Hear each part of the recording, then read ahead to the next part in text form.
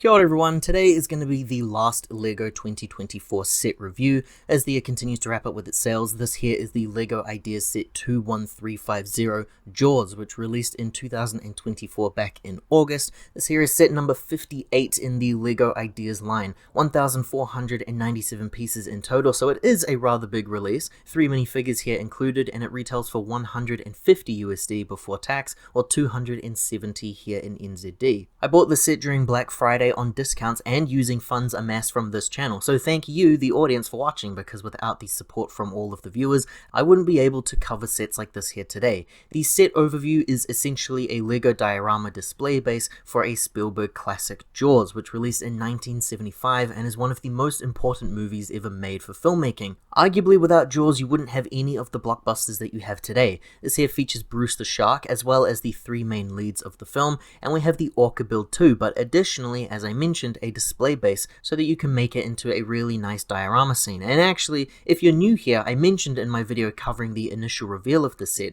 that LEGO have now continued this idea of Spielberg diorama displays, which has now become one of my favorite little sub-themes within LEGO. I hope we get to see some more in the future like this, because LEGO, there's at least maybe 9 movies off the top of my head that would be amazing to have diorama display bases of. And to celebrate the building practice here, I went out and bought the 4K Blu-ray, and I set myself aside for about 4 hours, I believe it took, to complete this thing in total. The model is actually quite different to what was originally proposed on LEGO Ideas. The designer diving faces here shows the boat and the shark, but at the end of his slides we do see a display base with a micro scene down here below. Note how the shark is leaping out of the water there. This was the base design that LEGO went with then when they adapted this into the final product, and while this may increase the price and piece count, it certainly makes for one hell of a display piece. I'm going to split this build up here real quick, splitting away the boat, the shark, and the display base. The first thing that you build is going to be the first thing we look at here. It's the Orca, Quint's boat from the film, which the gang actually take out to sea during the third act of the film.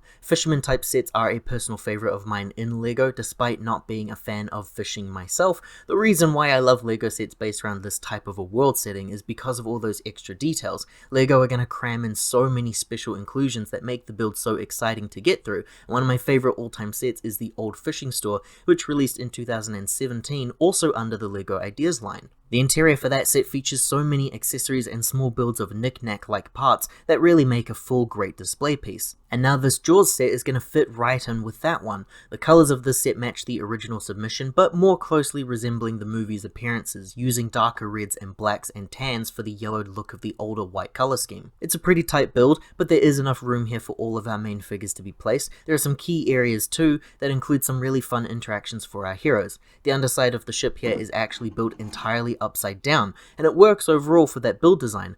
I'm using David's video here to show that off because I don't think you can really show it off once it's been fully built. There's some very interesting methods here being used when building this thing, but I will say I found my build to be rather fragile. Occasionally I had the odd piece falling off here and there between takes, and especially when I've been moving the set around. It definitely feels like a display set that is not to be touched once everything has been set in stone. Some designs and details here I really appreciated, like the use of the droid hands there and a Spider-Man web in a brown tan coloring for the rails. The amount of canisters that we have here too are really cool, all built in that bright yellow. We have a ton of these included because these are what are used against Bruce the Shark in the film.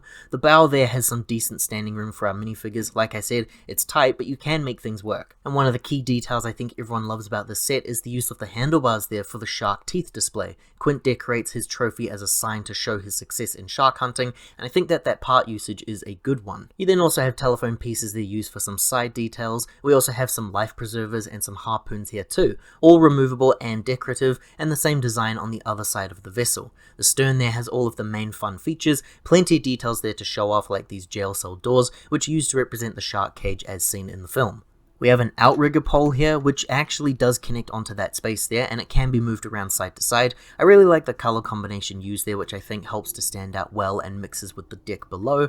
We then have a seated area for fishing and some more life preservers off to the side, because you can never be too careful out at sea. The chair is very beautifully designed, except for the fact that it is hardly functional with a minifigure. If you never touch the set, you're fine, but it is a pretty rough sell for a minifigure to be seated on. Above the deck is where we usually place Quint. There's some very cool interactive spaces here. We've got a small light there, a steering wheel, and some dials which would be showcasing the fuel and such. And to access this point for minifigures, we have a ladder on the side there, which is pretty firmly set in place, so I'll have to zoom in instead to show you how it's built. It's using 2 shepherd canes and some droid arms. Let's talk about that mast though. This is the biggest discussion point that I've seen from people online. Unfortunately, the mast build does kind of kill it for me. It looks amazing visually wise, and building it felt like it'd be really exciting, but the issue is this. We use these string parts here, which are pretty cool. One end has a plastic ball built into it, and that latches onto the clip there, but the other side is just a regular string that you yourself need to tie into a knot on a stamp-like piece. Personally speaking, I really hate when strings like this are used in LEGO sets. It's the worst inclusion.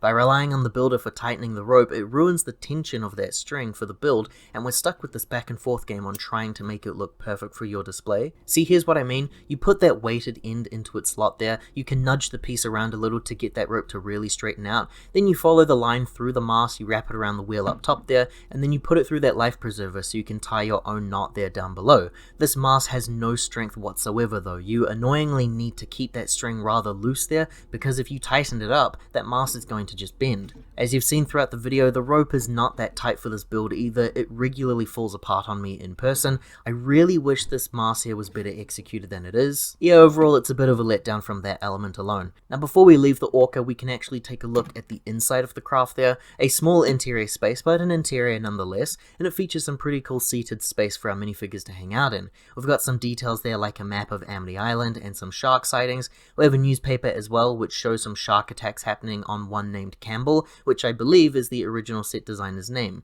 We then have another wheel here and a compass, a ladder and some extra dials. There's enough interesting stuff in here with this neatly designed small room, and I had to do all of this off camera, but moving some stuff around I can confirm that all figures can be seated in here together. It's very tight with these guys all in place though, and I still think that displaying them on the outside is a better choice for your display.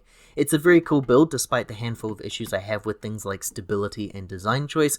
If this alone was the build, I'd actually feel pretty satisfied, but this is a Jaws set after all, and the most important thing in Jaws is Bruce. Bruce the shark here is the second thing that you build from the set, following tradition with these Spielberg based dioramas. Here we have a brick built animal which previously existed in LEGO sets before as a specially molded piece. The traditional shark wouldn't be scaled to the boat or diorama display. I know that a lot of people do hate these brick built models of existing elements, but I quite like them if I'm honest, and I think that this is LEGO's best attempt yet at a big beefy shark build. It comes with a display stand so you are able to have the boat and shark displayed separately if you want. There's some space here for the minifigures below, though placing the 3 of them on this base here kind of blocks that sign indicating Jaws down below, so I'm confused with the building logic there. The display stand is really great. It's designed to look like an old knickknack that you'd find in a fishing store. The color choices there just really work wonders for me. That stand is interesting. It uses some Technic parts there for the connections, but you can see that inside Bruce here, the pegs he uses to click into place don't stand still. They move around at the slightest touch there, and this thing is an absolute pain to line up with that stand. It's not necessarily impossible, but it is very difficult.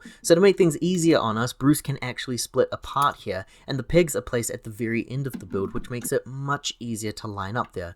There's some really cool pieces there used for the shark that I think make the silhouette just perfect. Again, it's only possible through that brick built design really. I really love things like how that mouth there is outlined, but because of that build method, it does remain open at all times. The build for Bruce is pretty similar to the Orca boat. It's a little fragile in some areas. I still think it's tricky finding just the right spot to hold onto and split apart, but that might just be me. That tail is definitely fragile though. It's a very loose connection there for keeping it in place, which again reiterates just how much this truly is a display piece and not a play and function type build. Some of these little fin parts have some rotations there, but if you're too rough with them, then they might come apart. His fins on the sides can move around too, ball joint connections there, and I love the ribbed pieces they're used for the body on the sides to help give that build a bit of texture. I don't think the build would allow for it, but I wish the nose was a bit more sharper and pointy at the end there. That flatness feels like it's a big missile, and that's fine. It still captures that shark design really well for me, but it's just not nearly as menacing as the poster artwork. The mouth can open like a little bit, not too much wider than what we already see here. The sides of the mouth are built on some hinge pieces, which I thought was really interesting, but it doesn't allow for much movement either. Quint can kind of fit inside the mouth there, but it's just going to fall out because it's a bit too heavy. If you want to depict Quint's demise, then you're going to have to use the boat for holding everything in place. It's a very cool design overall. I really appreciate that despite going for a diorama dynamic display base, they still offered enough pieces for the shark to be its own separate build. Which then leads us to the display stand, and this thing is huge. It's a very large build, partly because of how big Bruce and the Orca builds are on their own, so it needed to scale well with them in order to look natural. The set here uses these fancy blue base parts, which I personally haven't seen before, but they look very similar to the road plates being used in LEGO City. The black base design is used here, and the waters look incredible to me. Really dark blues and some whites there to resemble some waves. There's some printed tiles here, one of the logo and one of the most famous lines in cinema history. I really like this display build, even if it's a bit too over the top for what my displays can carry. You also see that there's a little bit left over there for Bruce at the end of the barrels. A good amount of space here on this end is for the Orca display, which uses no extra pieces for connections, but you can see that the Bruce section does have a few added pieces there to make it a seamless connection. So we can take our shark here and split him apart. You just have to gently put him there on the barge to connect him in place, and he's pretty secured in actually, which I found really surprising because I can't say the same about the Orca. The dynamics that are used to appear as though he's leaping out of the waves are some stellar build methods. It looks really good, and again, that Quint test, he fits inside and he's able to stay in place now that the shark mouth can aim downwards. I found the Orca's placement to be a bit confusing. It sits a bit closer to the edge and it goes over the sides of the base. There is a disc piece there which seems to sit into place underneath the Orca, and that's how it just rests there. It doesn't actually connect onto the base, it genuinely just sits there. Bruce can now be seen biting the end piece, and that is what the display looks like overall. Some size comparisons for those curious, because it's a lot bigger than I thought it would be. This here is the set compared to the latest Fortnite build of the Battle Bus. It's about on par with the Orca itself, I think, which did surprise me even as I was building it, though I knew the price I paid for this thing, so yeah, it should be this big actually. Now the only other Spielberg display base that I have currently built is the one for Indiana Jones that released last year, and size-wise, I think it just about makes a match. I'd love to try and have all three of these Spielberg display sets on my stands at once, but I don't think the space I have allocates for that idea just yet. It's not often I say this, but the minifigures here are, for me at least, on the lower end of excitement when it comes to this specific LEGO set. They're needed, absolutely, but the heroes of Jaws just aren't held in the same regard as the heroes of Jurassic Park or Indiana Jones. They're great looking figures though nonetheless, and they all use parts that I have already been using for custom figures. First up here is Chief Brody, who does look amazing to me. One of the best likenesses to an actor that I've ever seen from LEGO. Sometimes they just really nail it, I think. It is also crazy to have Roy Schneider in LEGO. In fact, all three of these actors are actors I just never thought would be adapted into toy form. Chief Brody here has a really great useful torso and a decent pair of pants too, and to my knowledge every useful piece that these minifigures use are still exclusive to this set, at least for the time being. He comes with that new pistol revolver design from the Indiana Jones line, and a pair of binoculars as well. A double-sided expression too, which again feels like a perfect likeness translation from actor to minifigure. This expression here feels like the actor perfectly, but I believe it's referencing the scene with Brody and his son at the dinner table.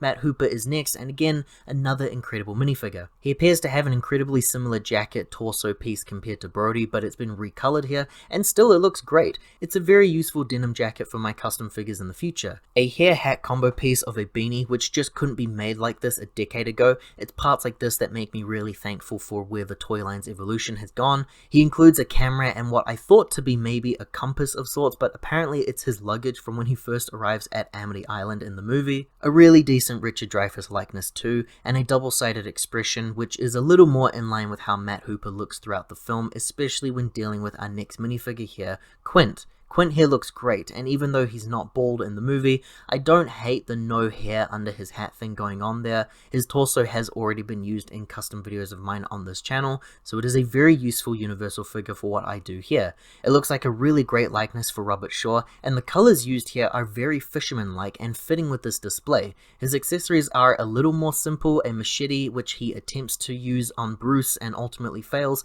and a harpoon gun which fits with the theming of the set, but he does use a rifle at one point during the barrel sequence of the film, which I think would have been better to see here personally. It's that very rifle that's used at the end to kill Bruce after all, so I feel like it should have been included for that reason alone.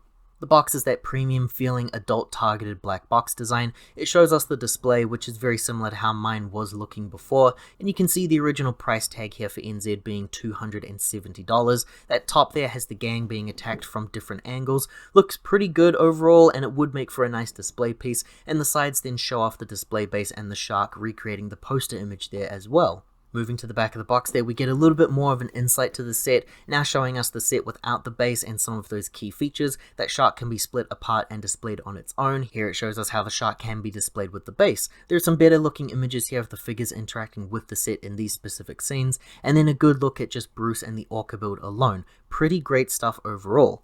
The instructions are great, always a favorite of mine for the LEGO Ideas line and adult targeted sets. Bruce here greets us on the front, and then on the inside we have some cool pages of info. First we have a 2-page layout with a quick interview from the original Ideas designer. You get to know a little bit more about his reasonings for designing the set. The next page there details the importance and significance of Jaws to cinema, for all those who maybe don't know too much about the film before building. The page here also tells us about Jaws and basically runs through the film, and then this page here details the blockbuster event that was Jaws and the importance that that movie has had on the history and future of film today. The next few pages highlight the set designers who made the set that we were just looking at. You can read a little bit more about the designers who are all dressed up as characters from the film, which I thought was just really great to see, and the other side has some additional insight into the build as well. From that point on, it's your standard manual with grey colour scheming all throughout. You start with the Orca, you then go to Bruce, and you end with the display base. Eventually you reach the very end where we see the final model all complete, and we have an ad for LEGO Ideas and some of the sets that are currently on shelves now.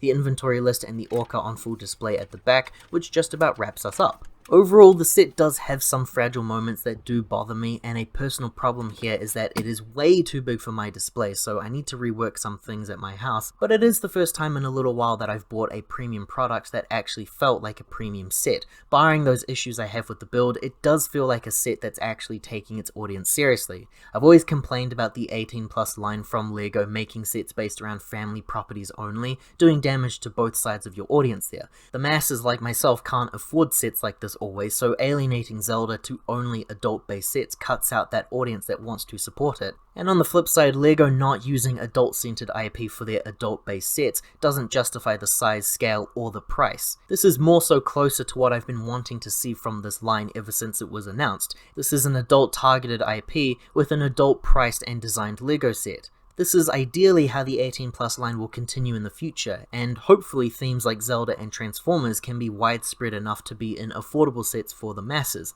The Orca does look great, it's an excellent boat design and probably LEGO's best yet. The shark is really well designed too, and the base plate just helps round this thing up to be a really great display set for cinema lovers out there. If you enjoyed this final 2024 set video for the year, liking this video and subscribing to this channel does help to support more videos like this one in the future. Ka kite ana everyone, thank you very much for watching, hope to see you all next time.